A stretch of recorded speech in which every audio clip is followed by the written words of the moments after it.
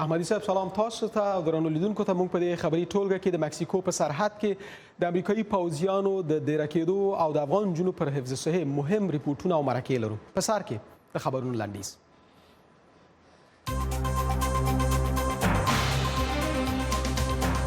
د امریکا غږ د نن ماښام په پښتو خبرونو کې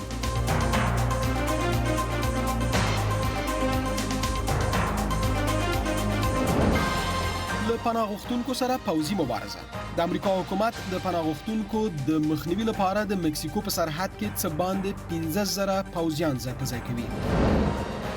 د سولې لپاره د طالبانو منډې تړلې. د ګوانتانامو پخواني بندي طالبان په قطر کې له طالب مرکچیانو سره یو ځای شوي دي. آیا طالبان د سولې لپاره چمتو دي؟ او د نجونو حفظ صحه. ملګري ملتونه وایي چې د میاشتني عادت په اړه نه پوهاوي ښوونځیو ته د افغان نجونو تګ له خنډ سره مخامخ کړی دی. دا او ډېر نور د موږ سره تعقیب کړئ.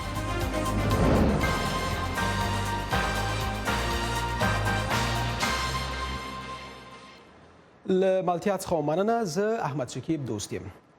15 پخواني زندانیان په قطر کې د طالبانو په سیاسي دفتر کې کار پیل کړی دی. طالبان وایي چې د ګوانتانامو له زندان څخه خوشي شوي دغه بندیان د سولې په مذاکراتو کې برخه اخلي. نور حال له وحید فیضي څخه اخلم چې دلته په سټوډیو کې راسره ده. فیضي، دغه کسان څوک دي او د سولې په خبرو کې رول څه ده؟ شکیب جان، دغه 15 جګپوړي طالبان 3 کاله وړاندې له ګوانټانامو څخه د امریکایي سرتیري بوی برګډل په بدل کې خوشي شوي وو. د طالبانو ویان ذبیح الله مجاهد د اسوسییټډ پریس خبري اژانس ته ویلي چې دغه 15 طالبان به اوس په قطر کې د طالبانو د سیاسي دفتر سره یو ځای شي. دا 15 کسان په 2015 کال کې د یو جوړجاړي له مخې د ګوانټانامو له زندان نه خوشي شول. د طالبانو یو پخوانی ډیپلوماټ حکیم مجاهد وایي د 15 طالبان چې یو پکې د طالبانو د رژیم لوی درستیزو د سولې هڅې به لا نورې هم ګړندۍ کړي. د طالبانو په دغو 15 غړو کې مولوي خیرالله خیرخوا، عبدالحق وثیق، فاضل مظلوم، مولوي نورالله نوري او مولوي نبی عمري شامل دي. بلخوا د افغانستان د ملي امنیت شورا سلاکار حمدالله محب د امریکا د متحده ایالاتونو د مرکزی قماندانۍ له مشر جنرال جوزف ووټل سره په کتنه کې د افغانانو په مشرۍ او مالکیت د سولې بهیر له ترهګرۍ سره ګډې مبارزې او امنیتي سکتور کې پر اصلاحاتو بحث کړی دی. د ملي امنیت د شورا بیان وایي د هیواد ملي امنیت شورا سلاکار او جنرال جوزف ووټل پر بیلابیلو مسئلو په تیره بیا د افغانانو په مالکیت د سولې خبرې په امنیتي او دفاعي ارګانونو کې د اصلاحاتو په بهیر او د ترهګرۍ پر وړاندې د سیمې هیوادونو پر ګډې مبارزې بحث وکړ. مقابل لوري په امنیتي او دفاعي بنسټونو کې د اصلاحاتو او په بریالۍ توګه د ولسي جرګې د ټاکنو تر سره کېدو هرکلی وکړ. د یادولو وړ چې افغانستان ته په خپل وروستي سفر کې د امریکا د بهرنیو چارو وزارت ځانګړي استازي زلمي خلیلزاد هم د سولې عالي شورا او پر طالبانو غږ کړی چې د مذاکراتو ټیمونه لا پراخ کړي.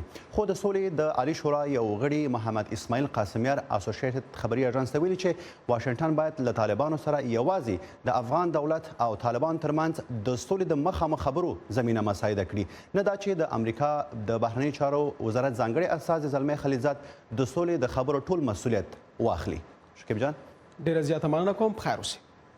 په افغانستان کې تم کېږي د افغانستان د کورنیو چارو وزیر وایس احمد برمک په شخصي موټر په نیمو شپو کې د کابل ښار د پولیسو فعالیت څاري. تاسو ممکن پوښتنه وکړئ چې افغان پولیس څنګه یو موټر پلټي او آیا د وزیر دغه کار د ولس امنیت تضمینولی شي؟ زموږ همکار سید ضیاءرمل هاشمي له وزیر سره ښار ته وتلی دی. السلام علیکم. سلام علیکم. جور بخیر. سلام علیکم. خوب هستی؟ شناختی؟ والله خدا چشمای دوزار نمیخواته ها؟ اینجور هستین؟ شکر که از خدا. باش که محمد گفتم که یعنی در موتر شخصی بیام که صحیح کار میکنین یا نه؟ ها؟ لزامات میکنیم باید کار کنیم. زوس په یو شخصي موټر کې ناسم او غواړم چې په ښار کې په دې د شپې په دې وخت کې لاس بجې ده. غواړم چې دا ټول زموږ پولیس چک پوینټونه دي دغه چک پوینټونه یو نظارت وکم، ګورم چې دلته ترافیک شته، دلته چاره‌ای ده، دلته زموږ ترافیک شته او په نور مسیرونو کې دلته پولیس شته. یعنی په هر شاوخوا چې تاسو وګورئ زموږ چک پوینټونه هلته چې دوی مسؤلیت او موقعیت دوی ته تعیین شوی ده دوی حضور لري تاسو هر شپه انداسې ګزمه کوئ په هفته کې د 2 شپې همدا 2 شپې 3 شپې د ګزمه زه خپل کوم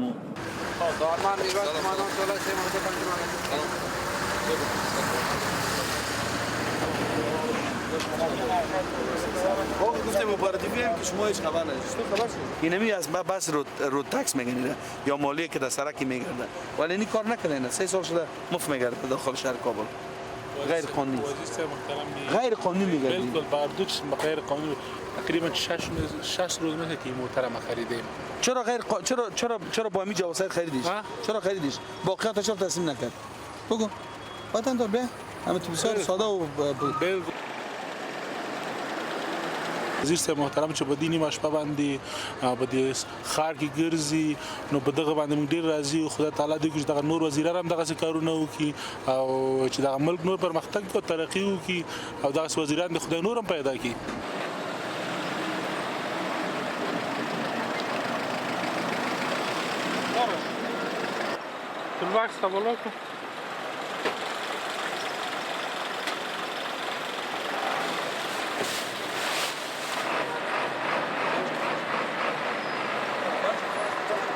وسایل دیگه کدام وسایل دیگه خو نداره نه بنمی فیزیکی چک میکنین اگر مشکوک شده نازل موتور استاد میکنین حتما کمک میخواین نه همونطور است همونطور هم دست اول خود دوی خپل د تجربه لازم خپل چک کوي تلاشي کوي که کوم شی د دوی ته مشکوک راغلی دوی په نظر بیا عاجل قماندانی امنیت دوی وزنګ وي بیا زموږ مسلکی کسان راځي هر شو فایر است خب فایر است فایر است و یک حادثه جنایی که بچه‌ش ندیده مگه مشنوم که روحی آدم ضعیف میسازه در کم زنده واقعا از کمپانی آمدی خب چی گپاست ویش نراغله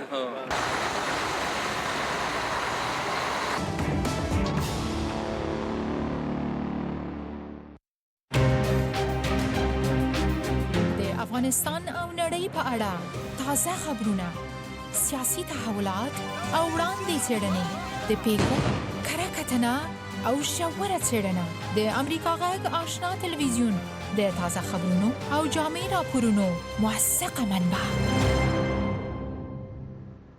بیا هم ښه راغلاست. د امریکا حکومت د پناه غوښتونکو د مخنیوي لپاره د مکسیکو په سرحد کې څه باندې 15,000 پوځیان ځای په ځای کوي. چارواکي وایي چې له مرکزي امریکا څخه لږ تر لږه 6,000 پناه غوښتونکي د متحدو ایالتونو په طرف را روان دي. له سمیع الله جلالي څخه نور جزئیات اخلم چې دغه موضوع یې تعقیب کړې ده. جلالزی صاحب، پناه غوښتونکي د کومو هیوادونو اتباع دي او دغه پوځیان کله په سرحد کې دیره کیږي؟ دوست صاحب سلامونه تاسې قدرمنو لیدونکو او اوریدونکو ته. دغه کډوال د مرکزي امریکا د هیوادونو دي، په ځانګړې توګه په دې لوی کاروان کې چې د امریکا په طرف حرکت راکړی د هندوراس او د مکسیکو اوسیدونکي دي.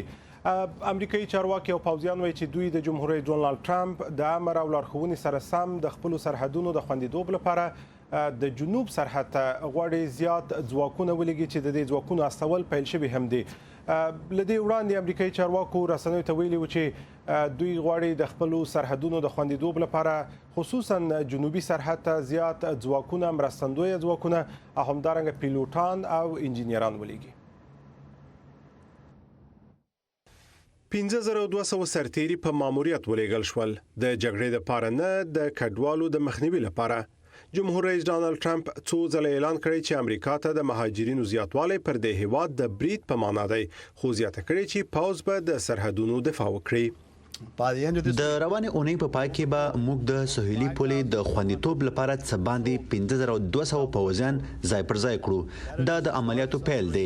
موږ به د سرتیرو په اندازه کار کوو او تاسو به پرې خبر کړو، خو باید ووایم چې دا د ملي ګارد پر هغو څه باندې 2,000 سرتیرو اضافه کیږي چې اوس هلته په کار بوخت دي.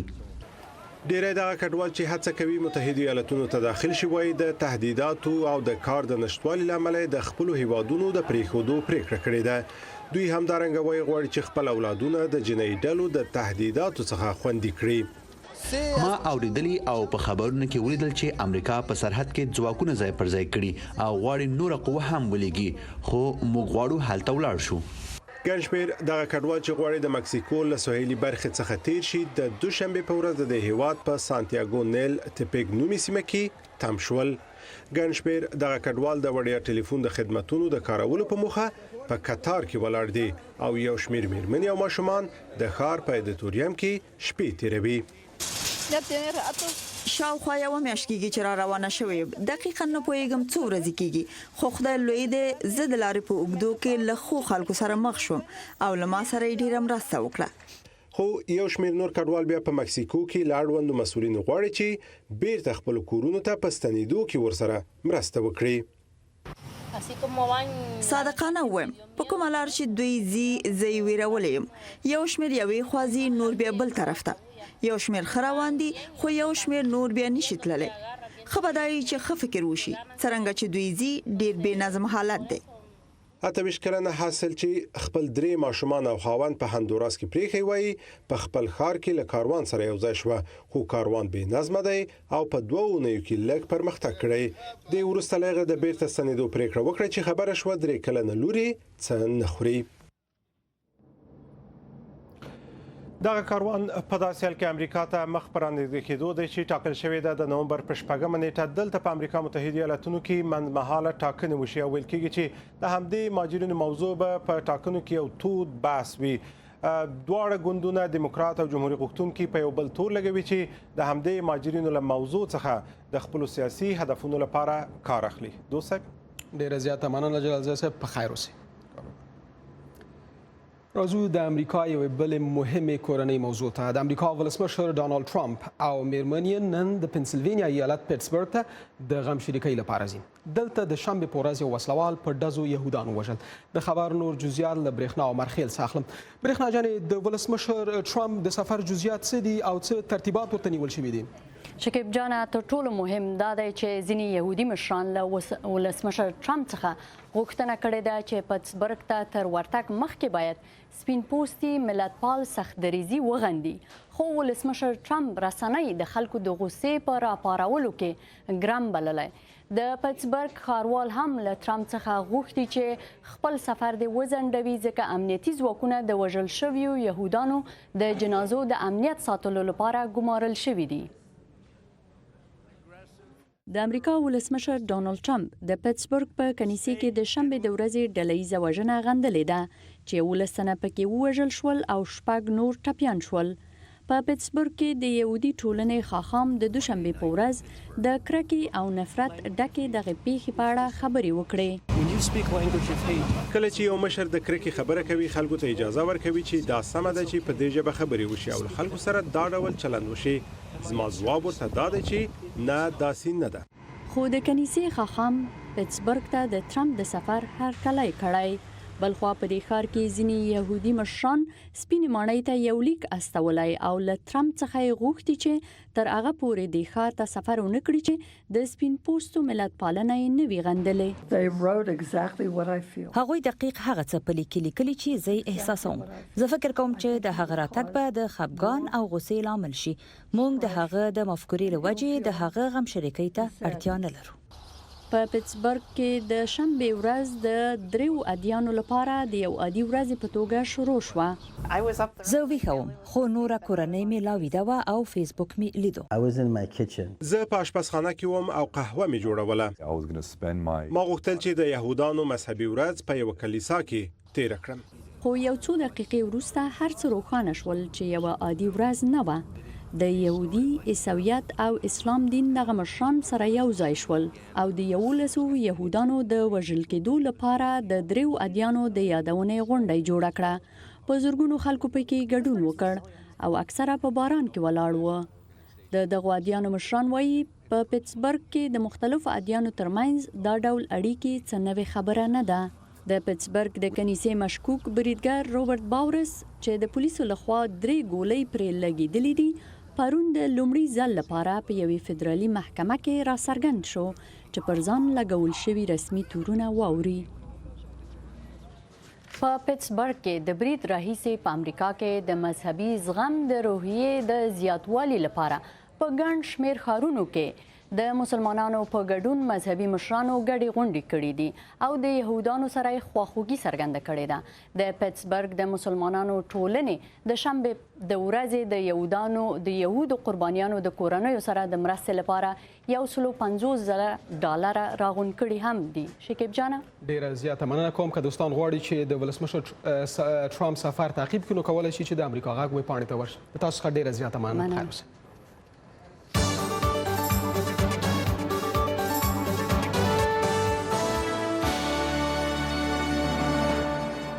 په نورو لنډو نړیوالو خبرونو کې په امریکا کې یو امنیتي مقام ویلي هغه کس چې دیموکراتانو او د ولسمشر ټرمپ منتقدینو ته په پوسټ کې د چاودیدونکو توکو په لیږلو تورن دی په خپل لیست کې 100 نور اهداف هم پلان کړي وو. مطبوعات وایي چې سیسر صاحب غوښتل خبریالانو او هنرمندانو ته هم چاودیدونکي مواد واستوي. صاحب تېره اونۍ ونیول شو. دغه لومړنۍ محاکمه پرون په فلوریډا ایالت کې وشوه او بله قضایي جلسه د راتلونکي جمعې په ورځ رابلل شوې ده. د وژل شوي عرب خبریال کوژدنې د سعودي عربستان له حکومت څخه غوښتي چې د جمال خاشقجي جسد ورښکاره کړي. په لندن کې د خاشقجي لپاره د دعا په مراسمو کې هیڅ د امریکا له ولسمشر ډانلډ ټرمپ څخه غوښتل چې د حقیقت په موندلو او د عدالت په تامینولو کې مرسته وکړي. ریبن سنګز وویل چې د خاشقجي د وژلو په قضیه کې د امریکا له دریځ څخه راضي نه ده. خاشقجي د اکتوبر په 2 په استانبول کې د سعودي په قونسلګرۍ کې وژل شو. په اندونیزیا کې د ژغورنې مامورین د یوې الوتکې تر سقوط وروسته د 109 مسافرو د مړو د موندلو کار ته شدت ورکړی دی. دغه الوتکه پرون د جاکارتا له هوایي ډګر څخه تر پورته کېدو سملاسي وروسته په سمندر کې ولوېده. چارواکي وایي چې تېره شپه یې د 24 مسافرو مړي روغتون ته انتقال کړي دي. د لاین ایر د شرکت مشر ویلي چې الوتکه تخنیکي عوارض لرل چې ستونزه یې له پرواز مخکې هواره شوې وه. د هند حکومت وایي که د هوا ککړتیا زیاته شوه نو په نوي ډهلي کې به د شخصي موټرو پر ګرځېدو بندیز ولګوي. د هند چاپیریال د ککړتیا د کنټرول ادارې مشر بهرو لال ویلي که په پلازمینه کې هوا تر حد زیات ککړه شوه دوی مجبور دي چې د شخصي موټرو تګ راتګ بند او یوازې د عامه ترانسپورت فعالیت ته اجازه ورکړي. د ژمي په رسېدو په نوي ډهلي او نورو ښارونو کې هوا ککړه شوې او د خلکو ژوند یې له ستونزو سره مخ کړی دی. د ملګرو ملتونو روغتیایي پروګرام نن د هوا د ککړتیا د مخنیوي لپاره یوه نړیواله غونډه رابللې ده. WHO وایي چې ککړه هوا په نړۍ کې د خلکو روغتیا ته یو لوی خطر جوړ کړی دی.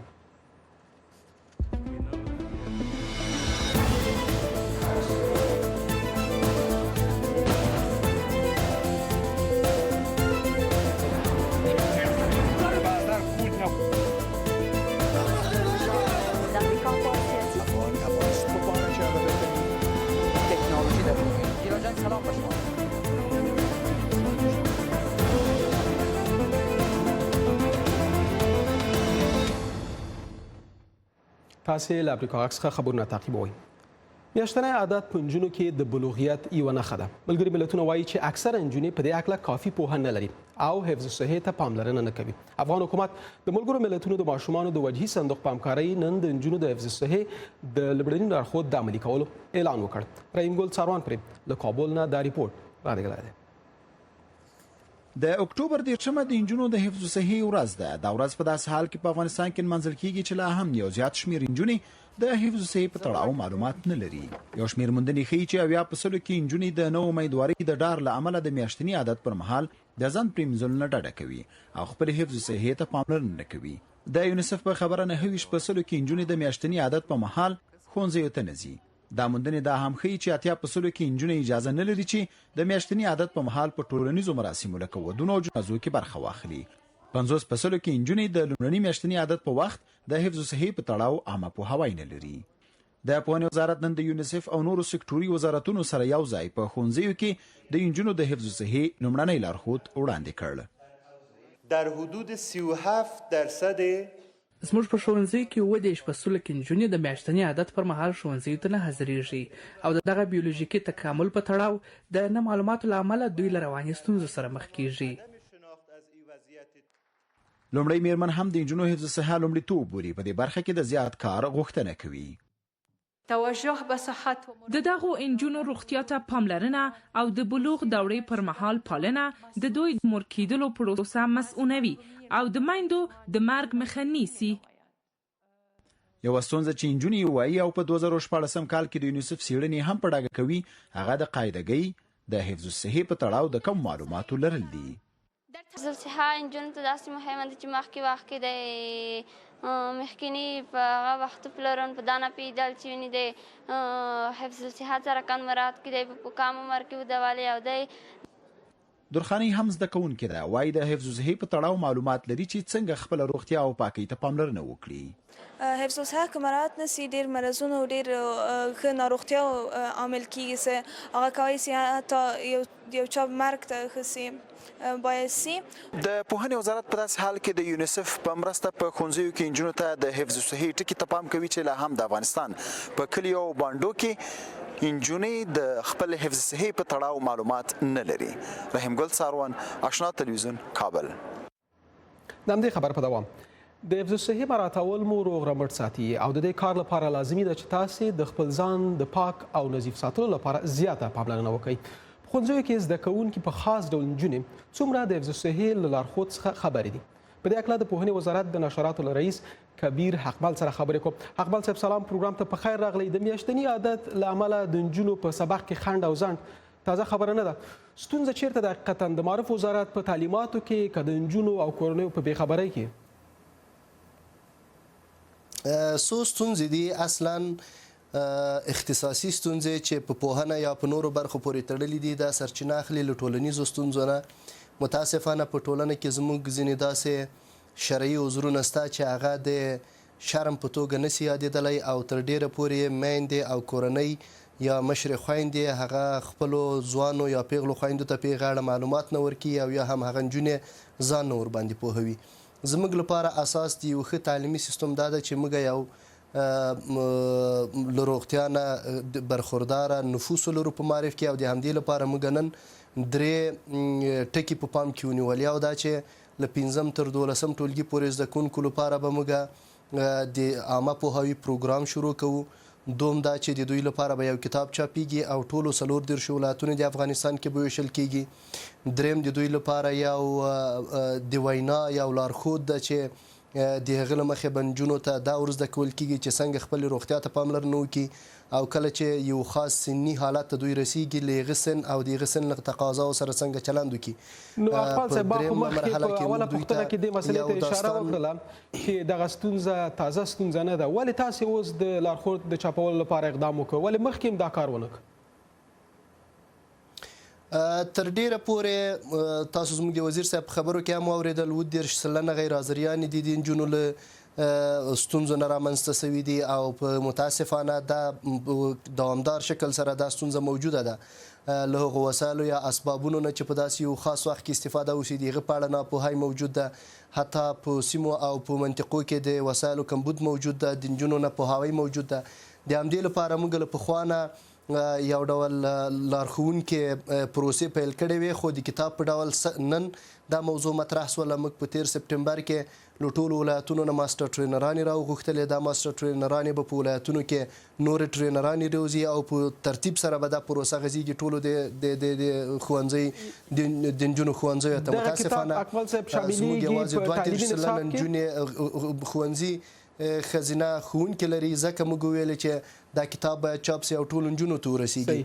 د دې ترڅنګ توافق په دې باندې وسو چې د دې کتابونو مفردات به په نصاب کې شاملېږي او د حفظ الصحې هغه ځانګړي اصول به په نصاب کې هم پاملرنه ورته کیږي او دا به زموږ په تعلیمي نصاب کې راځي. ډېره زیاته مننه. یعنې دا چې دا کتاب راځي په تعلیمي نصاب کې او د لپاره به یو مشخص ښوونکی یا ښوونکي به چې نجونو ته به دا تدریس کوي. په هر صورت مشخصا په همدغه کتاب کې څه لارښوونې شوي دي؟ نه، دا به د یو جدا کتاب په توګه نه راځي. دا به د نورو کتابونو په محتوا کې د بدلون پر راوستلو سره ځینې برخې به د ده پکې اضافه کیږي. د سن تفاوتونو ته پکې کتنه شوې ده چې خصوصا موږ له 5 صنفه تعینوو چې له 5 صنفه وروسته نجونې ډېر له داسې ستونزو سره له داسې یو حالت سره مخامخ کیږي. دوی ته لارښوونه شوې ده چې له داسې یو حالت سره څنګه چلند وکړي یا وارخطا سي او یا هم هغه خپل ځان ته د روغتیا پالنې په برخه کې توجه وکړي. څنګه له مسؤونو وسایلو او له توکو نه استفاده وکړي. که چیرې جانبي عوارض ورته پیښیږي د هغو جانبي عوارضو په اړه له چا سره خبرې وکړي له چا سره مشوره وکړي او احیانا کومو مراحلو ته دوی ضرورت لري چې دغه ستونزې ورسره حل سي او په ټوله کې دا د یوې بلا یا یو آفت په توګه دوی ونه پېژني بلکې د یو عادي او نارمل طبیعي حالت په سترګو ورته وګوري چې هم د دوی صحت ته پاملرنه وسي او هم غیر حاضرۍ نه مخنیوی وسي. د نجونو زده کوونکو سربیره آیا له دغې ستونزې څخه ښځینه ښوونکي هم ځورېږي؟ ښوونکي زموږ لپاره تر ټولو ښه مراجع دي چې تر اوسه پورې هم په عاجلو حالاتو کې نجونې رهنمایي کړي دي او له هغوی سره یې مرسته کړې ده. د همدې لپاره موږ لارښودونه اول استادانو ته ورښیو، ماسټر ټرینران مو په تېر سپټمبر کې وروزل، تر 40 ډېر کسان او ټولو ولایتونو کې هغوی فعال دي، دا اوس نور استادان پوهوي. متاسفانه زموږ ټول ښوونځي ټول د نجونو ټول ښوونځي چې 100% په کلیوالو سیمو کې هم باید ښځینه استادان ولري. متاسفانه موږ دا ستونزه لرو، نو ځکه ضرورت دې ته پیښ سو چې باید کتاب موجود وي، لارښود موجود وي، په نصاب کې دې ته گنجایش ورکړلی سي او دې ترڅنګ یو غږیز پیغام هم موجود وي، یوه ټولګه غږیزه موجوده وي چې په ډېرو سیمو کې حتی غیر له دې نه چې یو څوک په ښوونځیو کې اوسیږي، شاګردان اوسیږي، هغه هم استفاده ترې نه کولی شي. ډېره زیاته مننه. د پوهنې د وزارت د نشراتو رئیس کبیر اکمل صاحب، ډېره زیاته مننه چې پروګرام ته حاضر شو. خیر اوسئ. درځئ چې کندوز ته لاړ شو. کندوز کې نجونې وایي چې وسلوالې ډلې له تعلیم سره مخالفت کوي. هغه نجونې چې کورونه یې د طالبانو تر ولکې لاندې سیمو کې دي وایي نه غواړي خپل خپلوان یې په کلي کې له زده کړو خبر شي. په سیمه کې زموږ خبریال ګل رحیم نیازمند په خپل ریپورټ کې لیکلي چې دغې ستونزې د نجونو تعلیم ټکنی کړی دی. دا د کندوز پوهنتون انګړ دی. دلته په سلګونو نجونې او هلکان لوړې زده کړې کوي. دغه ولایت د طالبانو تر ولکې لاندې سیمو کې اوسیدونکي یو شمېر نجونې د زده کړو لپاره ښار ته راغلي. دوی وایي چې که په کلي کې پرې وسلوالې ډلې خبر شي چې د زده کړو لپاره ښار ته راغلي، کېدای شي ستونزې ورته جوړې شي. په قندوز کې د طالبانو تر کنټرول لاندې سیمو کې وسلوال طالبان تر شپږم ټولګي په لوړو ټولګیو کې د نجونو د زده کړو مخالفت کوي. د ځینو نجونو کورونه چې د وسلوالو طالبانو تر ولکې لاندې سیمه کې دي په ډیر احتیاط سره د پوهنتون 4 کلنه دوره پای ته رسوي. کله کې اوسېږو هلته د دولت مخالفین شته. یو ځل چې کله هم دغه ځای نه راځم پټه راځم او هیڅوک هم خبر نه دي په دې باندې چې زه دلته راځم او خپل زده کړې کوم. په ډېر احتیاط او په ډېر ویرې سره موږ راځو. زه چې کله اول صنف کې وم زه به کله پلار یا هم کله د ورور پټه راوستلم او پټه به یې بېرته بولم کلي ته. هغوی په کلي کې داسې ذهنیت خپور کړی دی چې که ښار ته یو څوک ځي یا ښځینه ځي یا درس وایي یا مکتب ته څوک ځي، یعنې په عامه اصطلاح ورته کفر کلمه استعمالیږي. په قندوز کې نجونو د اقتصادي او امنیتي ستونزو ترڅنګ ځانونه تر لوړو زده کړو رسولي دي. دوی هیله لري چې لوړې زده کړې خلاصې کړي. ما هم اقتصادي ستونزې درلودلې، هم امنیتي ستونزې درلودلې. ما دې ته وخت ورنه کړ چې زما د پرمختګ معنی وګرځېږي. د قندوز پوهنتون رئیس وایي چې په ځینو کورنیو کې اوس هم د نجونو په زده کړو محدودیتونه شته دي، خو په ښاري سیمه کې دغه ستونزه تر ډیره کمه شوې ده. ډېرې خویندې دي چې د امام صاحب د ولسوالۍ نه، د ارچي ولسوالۍ نه، قلیزال ولسوالۍ نه دلته راځي. هغو ته موږ محدودیت د لیلیې هم نه لرو، عملا لیلیې کې دي. مجموع کې موږ د حواس تقریبا 250 محصله د مختلفو ولایاتو نه او د قندوز د هغه لرو ولسوالیو نه چې دلته د لیلیې واجد دي، د لیلیې شرایط لري، عملا دلته زموږ سره په لیلیې کې دي. قندوز پوهنتون کې 6,000 تنه محصلین زده کړې کوي چې 1,100 تنه نجونې دي. د دغو نجونو له جملې څخه 250 تنه د نورو ولایتونو او د قندوز د مختلفو ولسوالیو اوسیدونکي دي. د سږني تعلیمي کال په پیل کې د معارف مسؤلین ویلي وو چې په قندوز کې 15 ښوونځي د مختلفو امنیتي علتونو له امله تړل شوي دي چې تقریبا 3,000 تنه نجونې چې په دغو ښوونځیو کې زده کړې کولې له زده کړو پاتې شوي دي. ګلریم نیازمند، امریکا غږ آشنا ټلویزیون، قندوز. د نن لپاره مو خبرونه هم دومره. دلته په واشنگټن ډي سي کې زه احمد شکیب دوست او زما همکاران د اوس لپاره اجازه غواړم. تر بیا.